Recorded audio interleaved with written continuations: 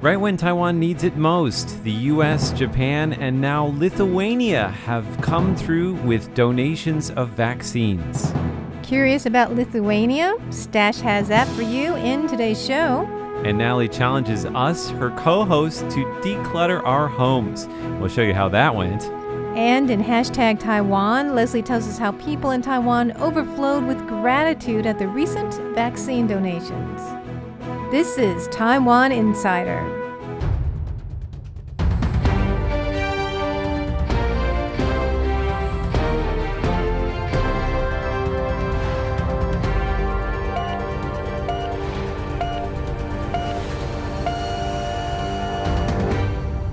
Well, I am delighted to be able to share some good news at the top of our show for the first time in a long time. Although overall cases in Taiwan have been slightly up over the past couple of days, there is an overall downward trend across the nation. Also, last weekend, a great gift from the United States, a whole plane full of Moderna vaccines for Taiwan. Let's take a look. That's not luggage coming out of that airplane. Those are COVID vaccines. 2.5 million doses of the Moderna COVID-19 vaccine, to be exact, coming straight from the US. The shipment arrived on Sunday, and health authorities are hoping to start administering doses in 7 days. On June 6th, 3 visiting senators announced upon arrival that the US intended to donate 750,000 doses of COVID-19 vaccines to Taiwan. However, 750,000 became 2.5 million, more than tripling the amount the senators promised. Health Minister Staś Butler and the United States' representative to Taiwan, Brent Christensen, were both present when the vaccines touched down in Taiwan. Chen says that the U.S. has come through for Taiwan in its hour of need. Christensen says he was glad that the U.S. added 1.75 million doses to its initial pledge. He says that the donations are a sign of the United States' commitment to Taiwan. Here, the two are giving thumbs up in front of the shipment. Chen says that this latest vaccine shipment is more than enough to cover vaccinations for frontline medical workers and high-risk groups. He says that the health ministry will also make inoculations available to other groups further down the priority list.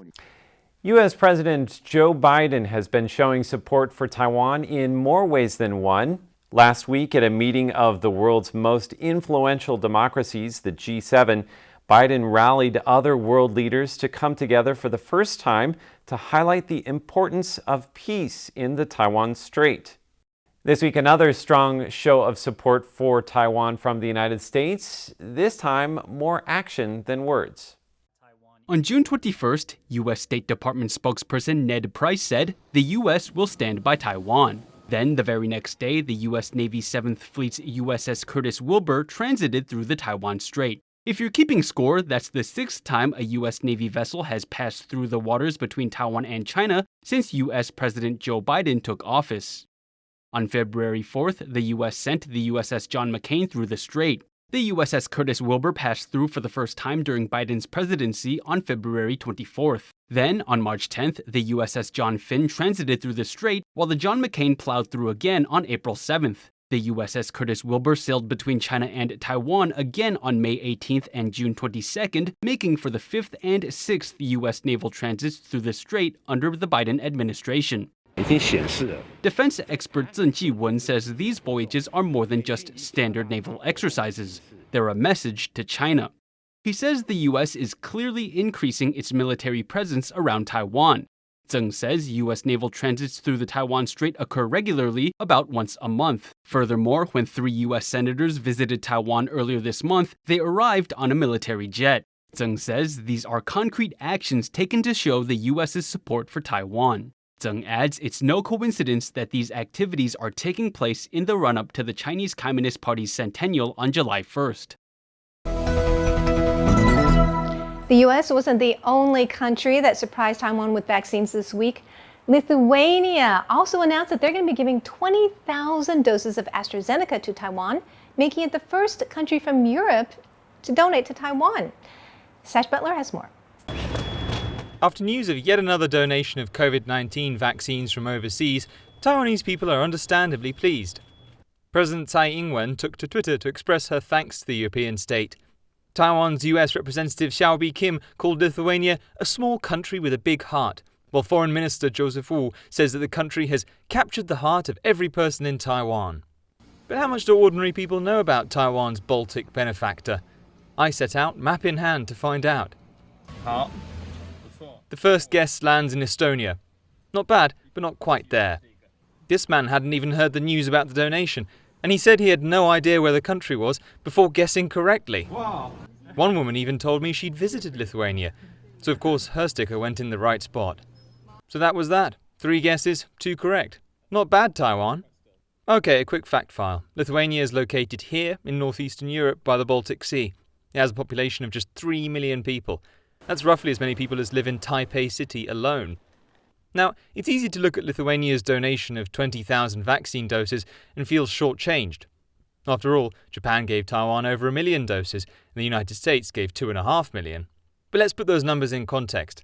Lithuania is far smaller than those 2 countries, both in terms of population and economic clout. If you adjust for population size, Lithuania's donation actually comes out pretty much level with the US, although a bit behind Japan. Compare the numbers to government spending, and Lithuania comes out middle of the pack. But then look at the overall size of the economy, and there you have it. Lithuania's donation comes out top. Of course, this is only meant to be a light-hearted comparison and an excuse for me to brush up on my Excel skills. All 3 governments have reached out to Taiwan in its hour of need, and every extra dose brings Taiwan's people one step closer to safety.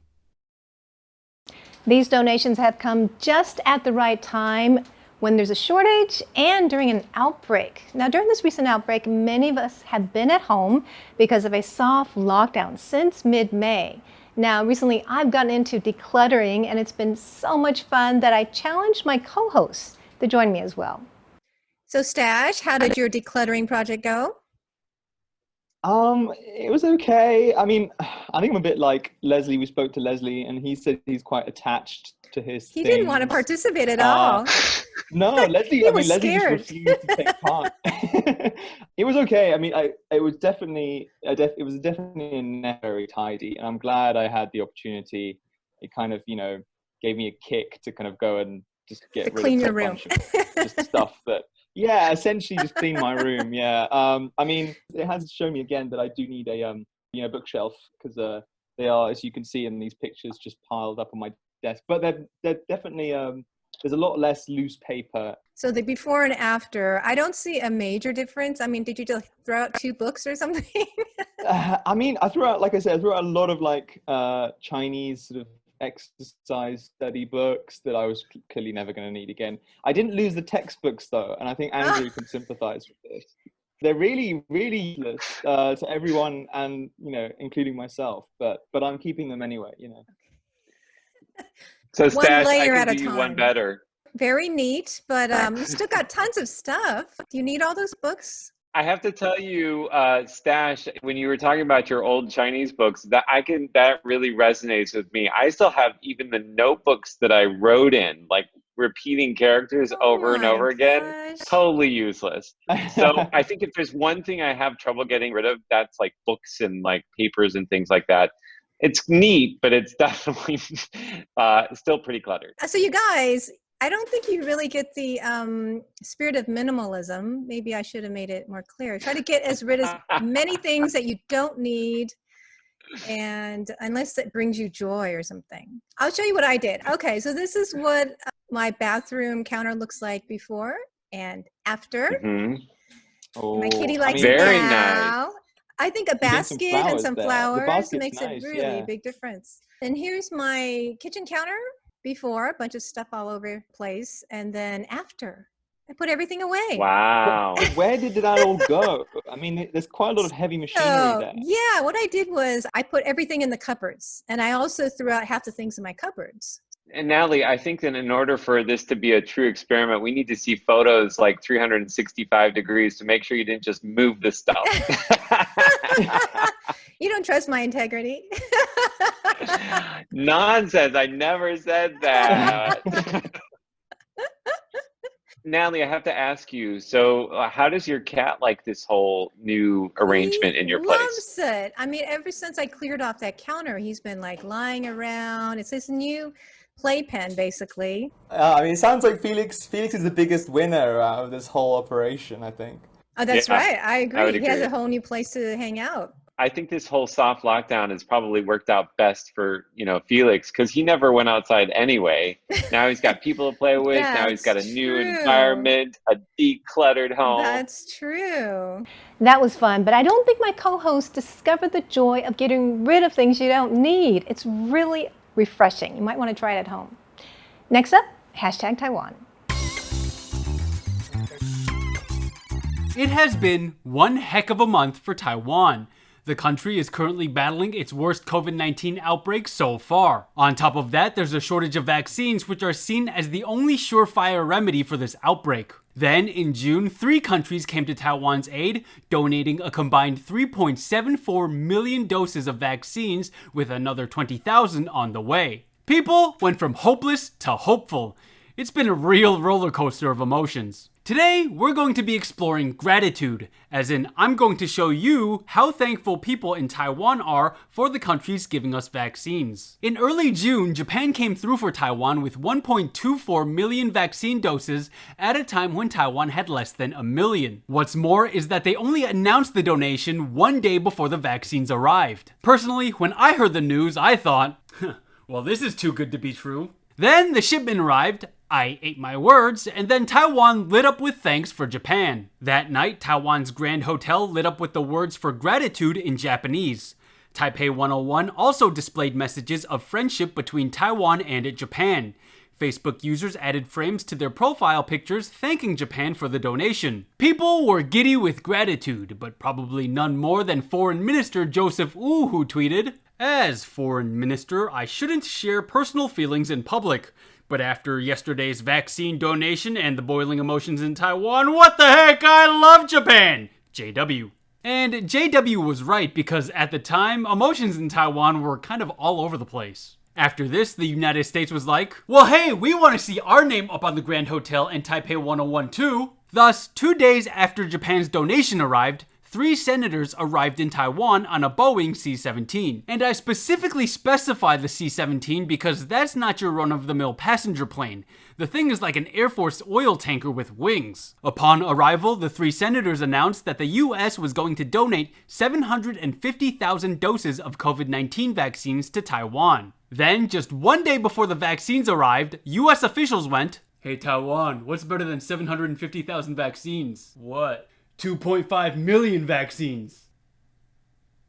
That's right, the US more than tripled its original commitment at the last minute. The American Institute in Taiwan, or AIT for short, announced the bonus vaccines on their Facebook page. The vaccines arrived on June 20th. That night, the Grand Hotel lit up with A-Heart-T. That's a play on words because the Chinese word for love is pronounced I, so A-I-T. AIT, get it? Taipei 101 also lit up with love for America, and people started thanking both Japan and the US with their social media profile pictures. So far, I've told you about 3.74 million donated vaccines when I promised you 3.74 million plus 20,000. Enter Lithuania. On Tuesday, Lithuania suddenly announced it would donate 20,000 doses of vaccines to Taiwan in September. Lithuania doesn't even have a representative office in Taiwan, though there are plans to set one up, so people in Taiwan were a little surprised when the Baltic country raised its hand to help. Surprised, but still very thankful. Both President Tsai Ing-wen and Joseph Wu tweeted their thanks to Lithuania, with Joseph Wu sounding much more reserved. A local Taiwanese snack company said it's sending Lithuania a shipping container full of cream puff snacks because, according to them, the Lithuanian Vice Minister of Foreign Affairs took a liking to the snack when he visited the factory in Taiwan. And to nobody's surprise, there's now a profile picture thanking all 3 countries. Each of these 3 donations have taken Taiwan by surprise. Japan with its timeliness, the US with its timeliness and its quantity, and Lithuania with, well, let's just say you don't expect such love from a country you don't really interact with. Still, if these surprises keep coming, eventually my profile picture is going to start looking like some kind of flag catalog. Before we leave you, a look at some of the other stories on our radar. Taiwan is extending a nationwide Level 3 COVID-19 alert for 2 more weeks to July 12th. The alert has been in place since mid-May, and it means that schools and gyms are closed, masks must be worn in public, and restaurants may only offer takeout. The number of new daily cases is down across Taiwan, but officials remain concerned about intercity community transmissions and a cluster outbreak at Taipei's main wholesale fruit market. Sun Moon Lake is recovering nicely from Taiwan's worst drought in decades.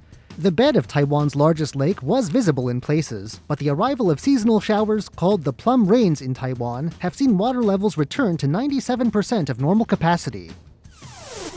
Is the government going to pay your electricity bill for June? The cabinet has passed a proposal that would make that possible. They're hoping to lighten the burden for average citizens, who are likely to face high electricity bills during the first month of a soft lockdown at home. Are you suffering from lockdown boredom? Taiwanese NGOs are offering dance classes, cooking classes, and more to keep kids and parents sane and senior citizens active as they stay at home and wait out the pandemic. And finally today, our words of the week.